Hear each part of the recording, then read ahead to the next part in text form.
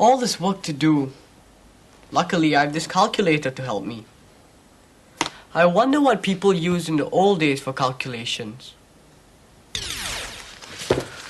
Who are you? How did you get in here?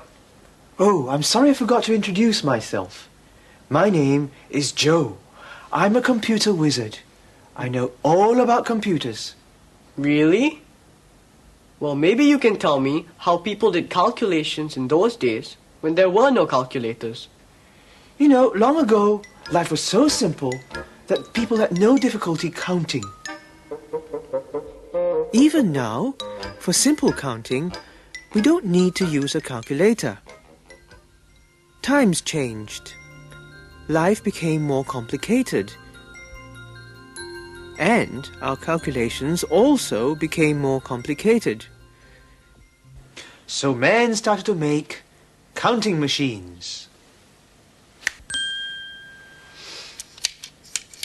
The abacus was invented in China a few thousand years ago and is still being used for computing.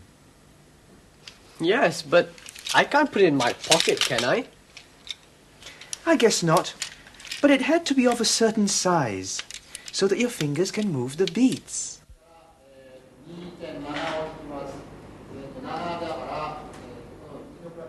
Do you know that the abacus is still being used in some schools in China and Japan? Then there was the slide rule, a handy and useful computing machine. Students used it for rough calculations. But I have to work with big numbers, and I need accurate answers. So go ahead and use the calculator. Have you heard of Blaise Pascal?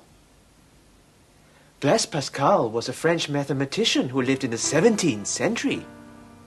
As a teenager, he used to help out in his father's tax collection office.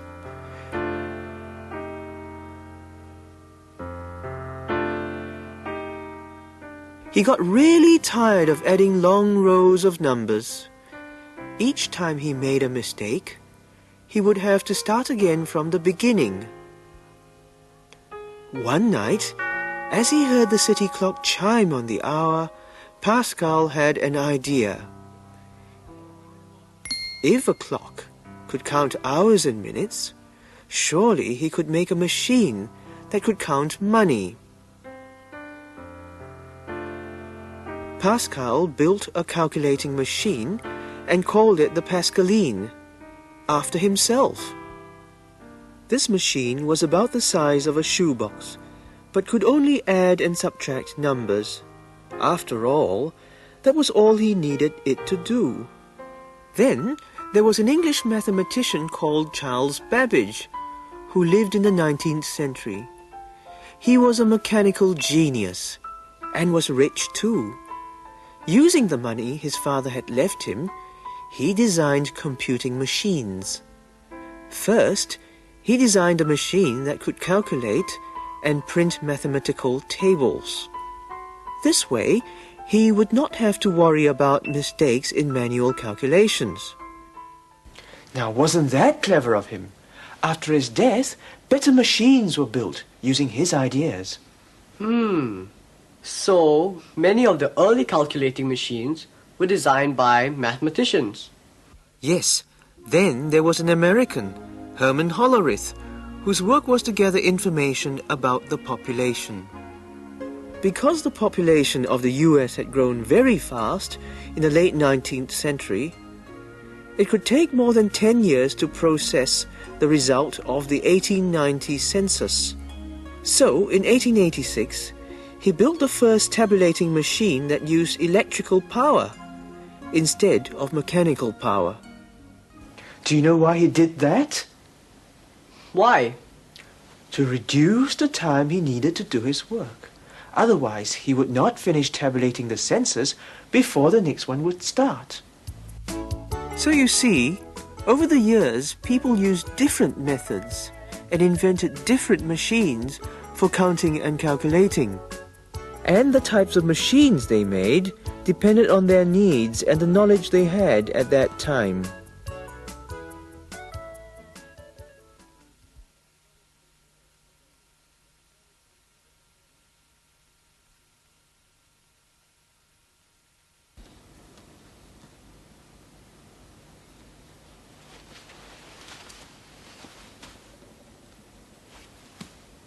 Hey, Dan, I think you've been working too hard.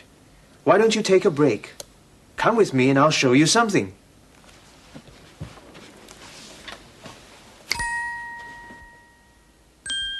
Well, you're now in my computer storeroom. Come over here. Do you know what these are?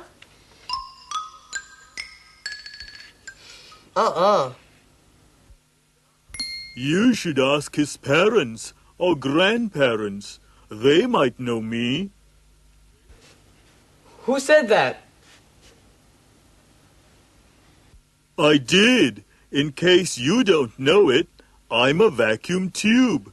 The first modern-day computer made use of vacuum tubes until he was invented. And what are you? Haven't you heard of the transistor? That's me. People prefer to use me rather than the vacuum tube.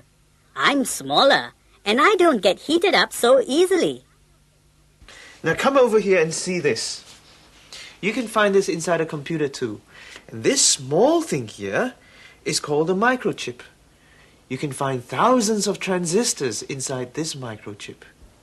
Nowadays, microchips are found in everyday things like electric washing machines and calculators.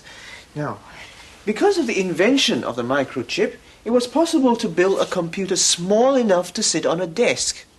Now, that happened in the mid-1970s. Weren't there any other computers before then? Of course there were, but they were much bigger.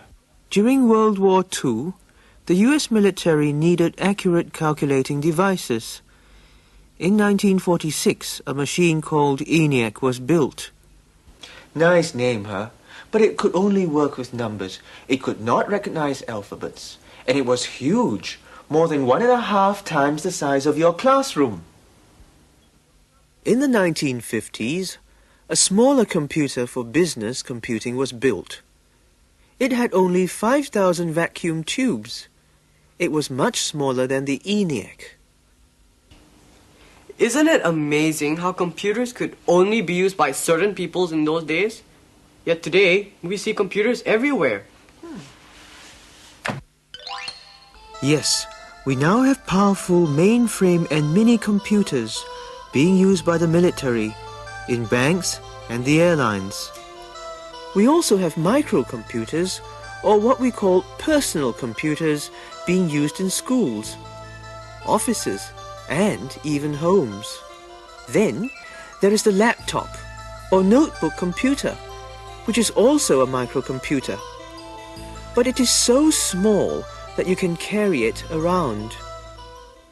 The computers of today are smaller in size, cheaper to make, but they can do more work in much shorter time. Now, speaking of work, wasn't there something you had to do? Oh no, I'd forgotten all about my homework. Please take me back, quickly. No problem.